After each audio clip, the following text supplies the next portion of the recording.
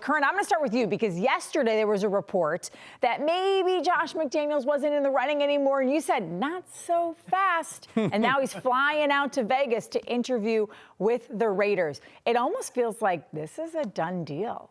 I wouldn't go that far because you do have to put your posterior in a chair and sit across from somebody and find out exactly what their pitch is.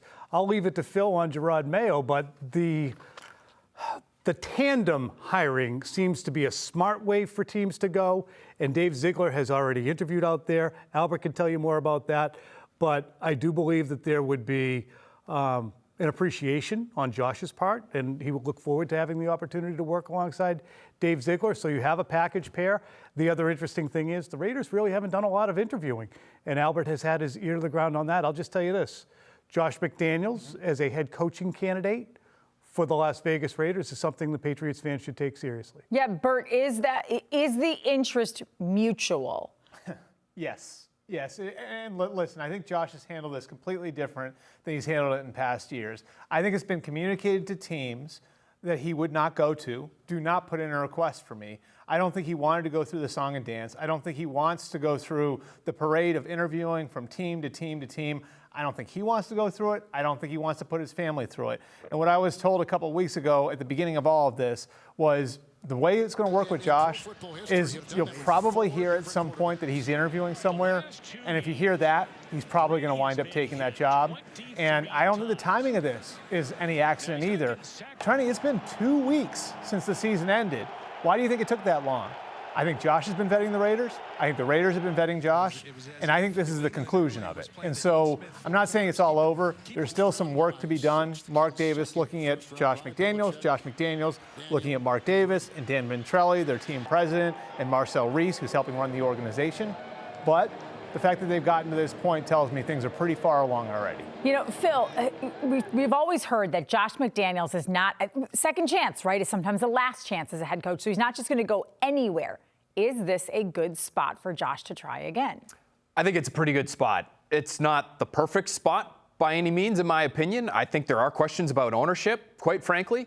I think there are questions about what the quarterback situation is going to be, but you do have a competent quarterback there. He's under contract for 1 more year, so if you want to move on, you have some flexibility there. If you want to try to sign him, maybe he's willing to take a little bit of a short-term deal there to stick on for another couple years and sort of keep things afloat on that side of the ball. I do think Derek Carr is somebody who would be able to run the Patriots offense, just his style of game, playing from the pocket and distributing and getting rid of the football quickly. They have a pretty good roster. They're not in a bad cap situation. They have all their draft picks, Trenni. To me, as long as the owner is the guy that you want him to be, you are going to be working for him, then I think this is a good job. I know we're going to delve deep into what it means for the Patriots if Josh leaves, if Ziegler leaves, and Phil has some info on Jerod Mayo and what would his plans be. But I think what is interesting about Vegas, Albert, I'll throw it to you to give your national insight on this after I say it, is there's a very different element to coaching in young men who are sudden millionaires in Las Vegas, Nevada, or Miami, Florida. Those two places I think are very difficult to coach in. And you have to have a certain kind of player and a certain level of maturity that seeps through the franchise. Additionally, I think Mark Davis, because of his haircut, gets a bad rap. I think he is very amenable to saying, I know what I don't know. I'm not my dad. I think, like in that way, Tommy, it's a lot like Jim Irsay. No. The people who've worked for Jim Irsay love him. Yeah, but he never shuts up. I've never heard Mark Davis talk. The reason why they're similar is because I think that, like, Mark Davis will let you do your job if he believes in you. And, I mean, look, like, I think when you look at this process and the way that it's gone, right, like, you see what Mark Davis wants to do. He wants to go and get, like, a big-name coach, right, and go and get somebody that he believes that he can build around. Well, I think if you look at the GM interviews, they've been precursors to coach interviews. Ed Dodds from Indianapolis, he's connected to Jim Harbaugh. They were vetting Jim Harbaugh. They're interviewing Todd Bowles tomorrow. Dwayne Joseph has worked with Todd Bowles before. So those. All right, but just Mark Davis is not a bad owner, A, and B. Yeah. I think that if you look at, Las Vegas as a place, it's a tough place to coach. Well, I agree, yeah, and I agree with that. Like, I think Mark Davis can be the right owner for a coach who wants to run his own show, which is what Josh wants. And yeah, I'm with you 100% on the other part of it too, Tom. Like, I've heard for years now, like, people who've gone through Miami, you actually have to like scout players differently, Yeah. right? Like you actually have to like grade players differently. It takes a certain type of 22, 23, 24-year-old to be able to handle sudden wealth and being thrown into that environment. So there's no question that that's a factor too. Well, someone else who might be able to help Josh McDaniels assist those players in their transition to the NFL, I think would be a great guy, would be Jerod Mayo, Phil Perry. I think a lot of us naturally think, man, if Josh McDaniels goes and Dave Ziegler goes, why wouldn't it be natural for Jerod Mayo to follow suit? Because it seems like that title, that defensive coordinator title, has been maybe what's holding him back from getting a true opportunity at being a head coach, which is his end game. Can you see him going to Vegas, Phil?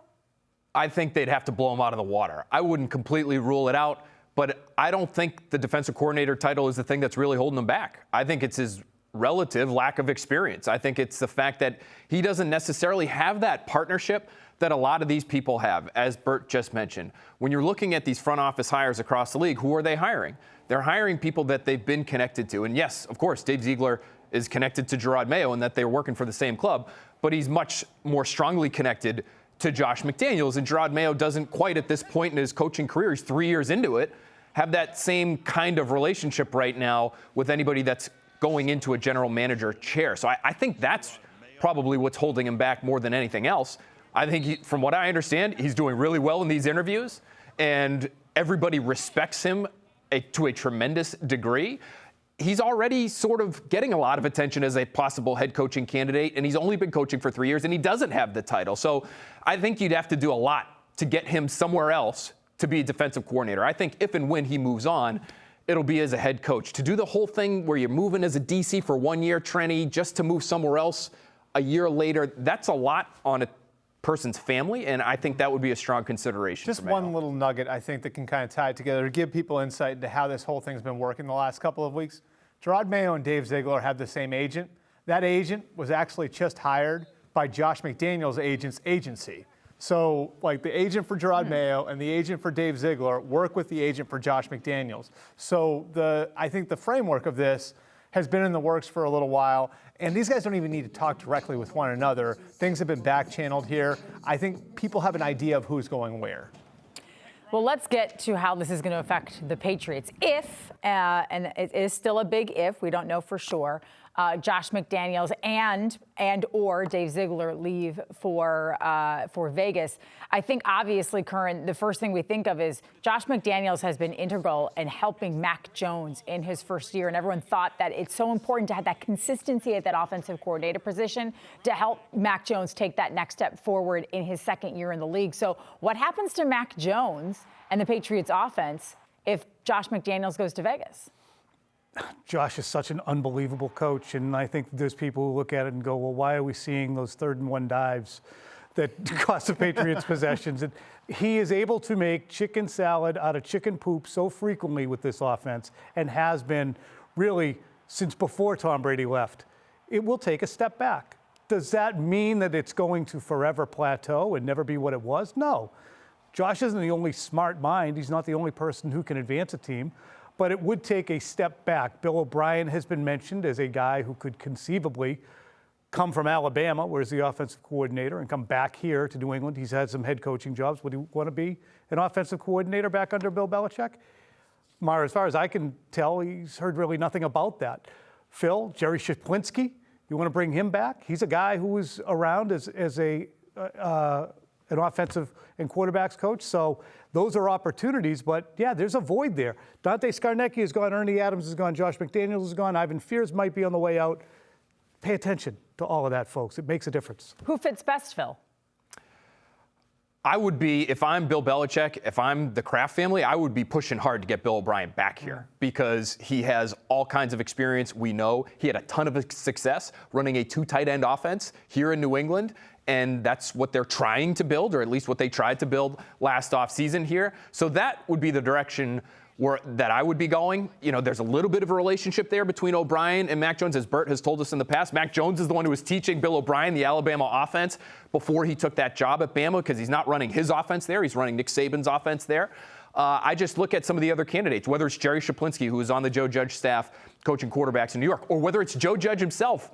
I was told, this was about a year or so ago, that when Josh McDaniels had taken the job in Indy, the plan was for Joe Judge, who was on the staff here at the time, to take over as offensive coordinator after Josh McDaniels. We know Joe Judge is available, so there's a few other options floating around there. Bert, it's not just the offense that would feel a void if Josh McDaniels left, but I think the whole organization would feel a void if Dave Ziegler left, because we heard Bill Belichick talk last year about how much more of the free agency process, the draft process, was a collaboration. This is a really crucial year, 2, 3 years for rebuilding this team. What do they lose if Dave Ziegler leaves as well? I mean, I think it's an enormous loss because of what you've lost over the last 5 years and losing guys that are directors in other places. Pat Stewart in Carolina, James Lipfort in Houston, Monty Ossenfort in Tennessee, and obviously now Nick Caserio down in Houston. That's 4 guys who are at the executive level with other teams now. So to lose a personnel director for the 2nd straight year and to lose a guy who's at an executive level for, it's 5 times in 5 years, that's a massive amount of brain power going out of the building. And I think losing some of those guys before was part of the reason why they weren't drafting very well. So absolutely, like losing Dave Ziegler a year after you installed him as Nick Caserio's replacement would be a big, big blow. And it would be probably on guys like Elliott Wolf, who interviewed for the Minnesota GM job, for the Chicago GM job, and who's very well thought of, Ron Wolf's son, and Matt Groh, to make up the difference. But there's no question that it would be a blow to lose him because you had planned for him to be Nick Caserio's long-term replacement.